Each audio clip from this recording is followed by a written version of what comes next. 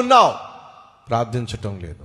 ఆర్థిక ఇబ్బందుల్లో ఉన్నావు, ప్రార్థించటం లేదు. అనారోగ్యంతో ఉన్నావు, ప్రార్థించటం లేదు. కుటుంబ సమస్యలు ఉన్నాయి, ప్రార్థించటం లేదు. బిడ్డలు సరిగా చదవటం లేదు, ప్రార్థించటం లేదు. వ్యాపారం నష్టంలో కూరుకుపోతుంది, ప్రార్థించటం లేదు.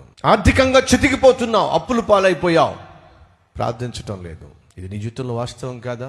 అదోనిరామ్ జడ్సన్ అనే భక్తుడు సెలవిచ్చాడు, నేను స్కూలుకు వెళ్ళి ఇంటికి వచ్చేసరికి మా నాన్నగారి తలుపు, ఆ గది తలుపు మూసే ఉంటుంది. ఏమిటి, నేను ఎప్పుడు స్కూల్ నుంచి వచ్చినా సరే డాడీ తలుపు మూసే ఉంటుందని చెప్పి ఒకరోజు నేను మా డాడీ కిటికీ తెరిచి చూస్తే మా నాన్న మోకాళ్ళ మీద ఉండి కన్నీళ్లతో ప్రార్థన చేస్తూ కనిపించాడు.